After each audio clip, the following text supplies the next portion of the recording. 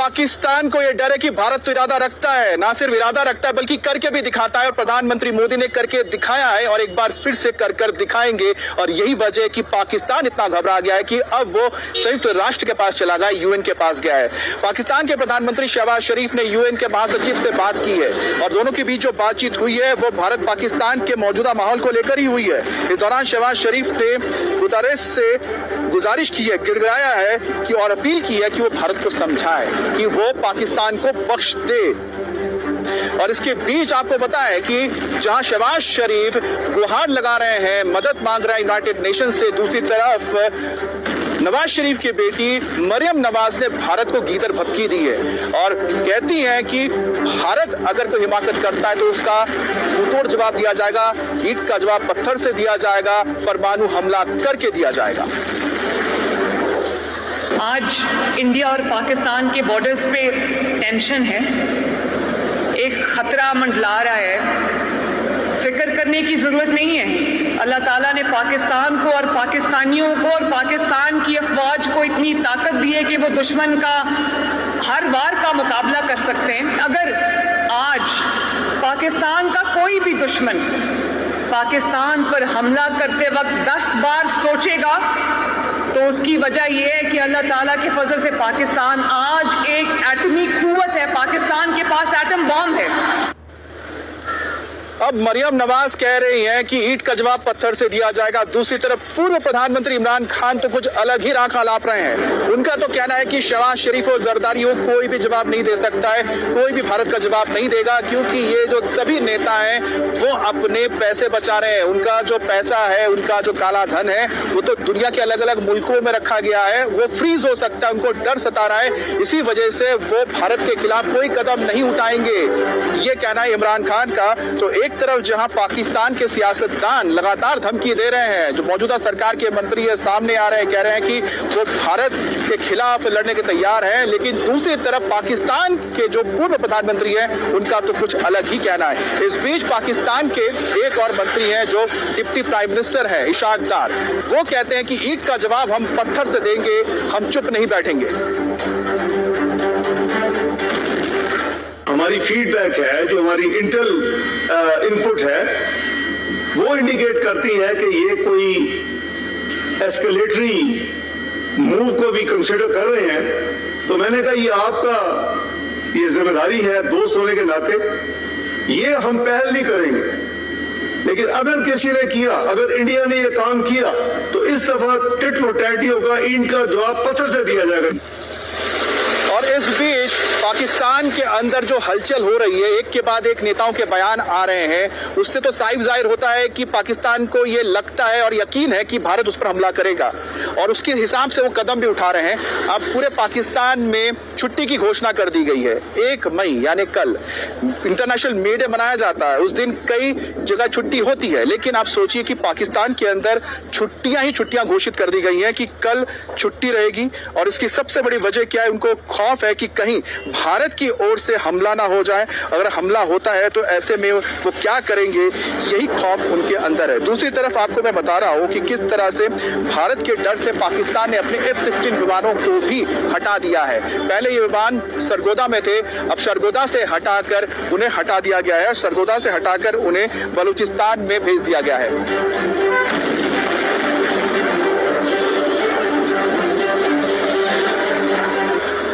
और F-16 का डर क्यों है?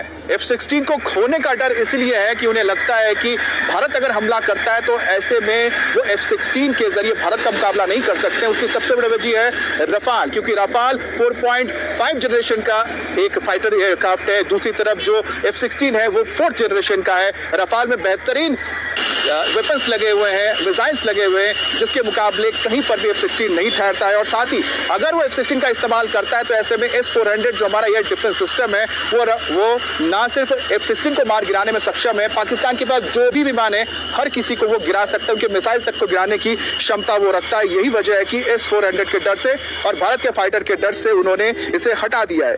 दूसरी तरफ पाकिस्तान को अब रूस के खरीदे गए S-400 का डर इतना क्यों है? क्योंकि उसे पता है कि ना सिर्फ रूस बल्कि चीन और टर्की ने भी ये खरीदे हैं रूस से, और इसका इस्तेमाल जब वो करते हैं तो कई सारे जो एयर स्ट्राइक्स होते हैं या एयर थ्रेट्स होते हैं उसको किसी वक्त न्यूट्रलाइज किया जा सकता है।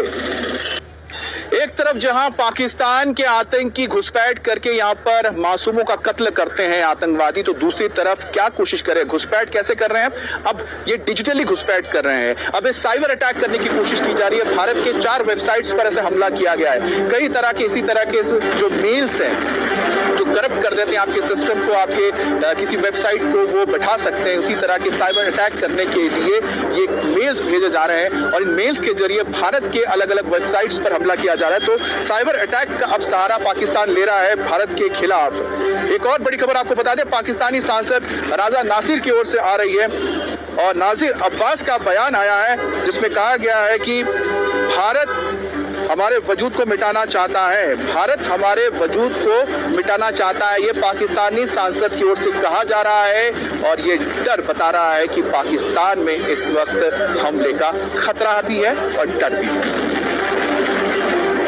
हमारा दुश्मन स्टेप बाय स्टेप आगे बढ़ रहा है, आस्ते आस्ते आगे बढ़ रहा है।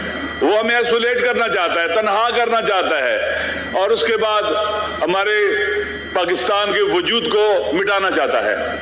आप देख लें, उसकी खारजा पॉलिसी देख लें, पाकिस्तान को हर जगह तन्हा करना चाहता है वो। आप इकोनॉमिकल देख लें, सोशली देख लें, हर लिहाज से कई तरह की जंग शुरू की उसने हमारे खिलाफ। वो दहशतगर्दों को भी सपोर्ट करता है, मीडिया वार भी कर रहा है, नफ्सियाती जंग भी लड़ रहा है, कोग्निटिव वार भी कर रहा है। हमारे अजहान को तस्खीर करके उन्हें अपना सिपाही बना रहा है। मुकाबले में हम क्या कर रहे हैं? पीकॉक ला रहे हैं, हम अपनी मीडिया का गला घोंट रहे हैं। वो चाहता है कि अपने लोगों को मुंसजिम करे, इकट्ठा करे, इंतहा पसंदी की तरफ लेके जाता है, मुसलमानों को भी नुकसान पहुंचा रहा है, पॉपुलर गवर्नमेंट बना रहा है, वहां का सिस्टम अपने पॉपुलर लीडरशिप को संभाल रहा है।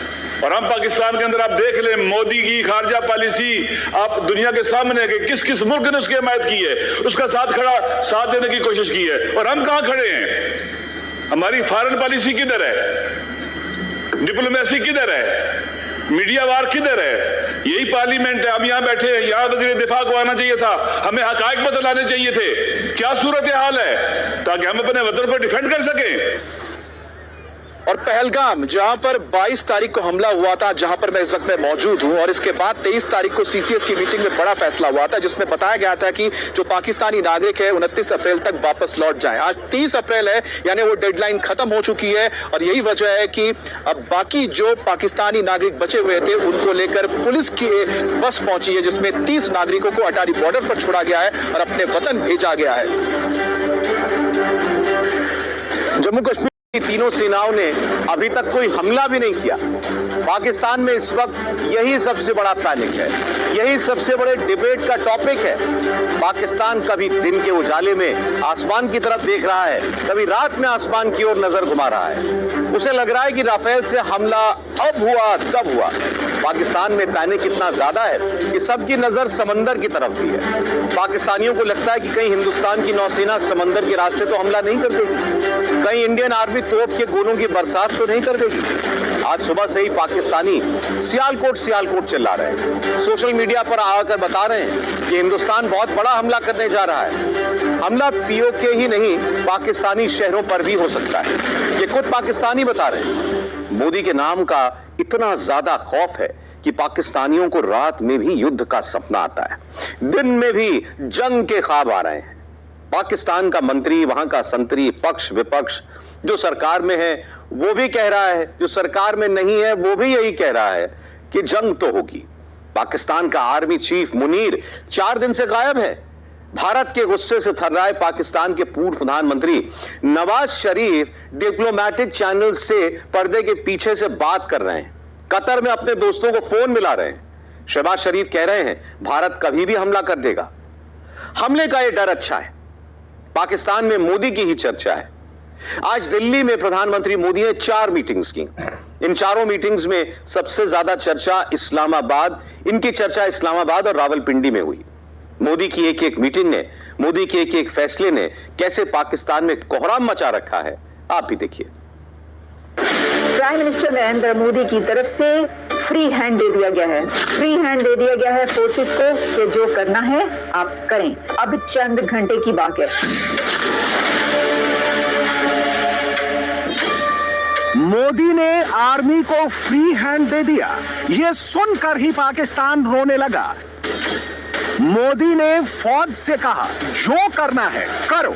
यह सुनकर ही पाकिस्तानियों ने मुनीर से कहा अब तो मोदी से डरो। नरेंद्र मोदी ने उन्होंने अपने सर्विस चीफ्स को ऑथराइज किया है कि आप मुकम्मल तौर पर प्राइम मिनिस्टर ने उनको आजादी दे दी है कि वो हर किस्म का टैक्टिक यूज कर सकते हैं। Mode of operation, timing of operation, selection of targets, कितनी फोर्स उन्होंने इस्तेमाल करनी है, उसके लिए तीनों सर्विस चीफ्स को हिंदुस्तान के प्राइम मिनिस्टर ने उनको ऑथराइजेशन दे दी है। खुला हाथ उनको उन्होंने दे दिया है। मोदी ने दिल्ली में इंडियन आर्म्ड फोर्सेस को अटैक का ऑथराइजेशन दिया। टेंशन इस्लामाबाद में शहबाज को हुआ, रावलपिंडी में मुनीर का ब्लड प्रेशर बढ़ा। This is a pretty major hurdle. ये काफी हाई पावर्ड, हाई लेवल की मीटिंग है। इस मीटिंग से पहले तो स्टेटमेंट निकली है कि पूरी ऑपरेशनल आजादी है इंडियन फौज को, इंडियन आर्म फोर्सेस को, इंडियन नेवी को, इंडियन एयरफोर्स को, पूरी ऑपरेशनल आजादी है कि जो करना है करो। नरेंद्र मोदी जी ने क्या ऑर्डर दिया अपने फोर्सेस को? नरेंद्र मोदी साहब ने अपने फोर्सेस को ऑर्डर के फ्री हैंड दिया है। आप जो भी चाहते हैं आप कर सकते हैं। पाकिस्तान में मुनीर के फौज के हडल की बात नहीं हो रही। चर्चा हिंदुस्तान की सेना, नौसेना और वायुसेना की हो रही है। मोदी के एक ऑर्डर से पूरे पाकिस्तान में खौफ का मीटर ऑल टाइम हाई है। मोदी जी हाँ, ये जिनकी फोटो आप देख रहे हैं, मोदी जी की फौज जो है, यानी कि मोदी जी के लोग जो हैं वो जी अटैक करने वाले हैं, और वो भी 24 से 36 घंटे के दरमियान। तो वो तो सुनकर जाहिर है किसको नींद आएगी। Locked, loaded, ready. Indian army की त्रिशक्ति कोर का ये मैसेज देख पाकिस्तानी सोच रहे हैं हिंदुस्तान क्या करने वाला है, तो पाकिस्तान देख ले भारत क्या करने वाला है।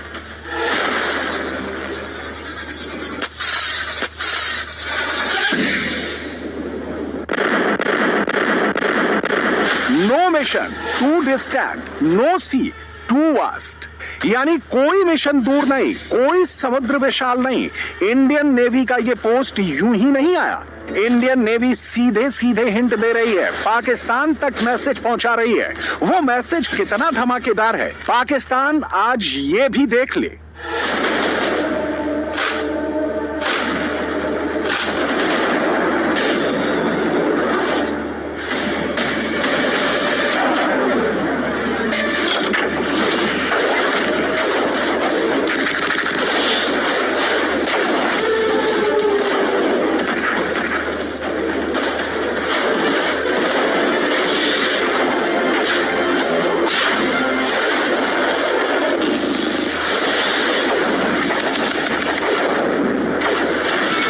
तस्वीरों के डर का आलम ऐसा, मोदी से खौफ ऐसा कि पाकिस्तान का मंत्री रात में 2 बजे आकर प्रेस कॉन्फ्रेंस कर रहा है, स्टेटमेंट जारी कर रहा है और थर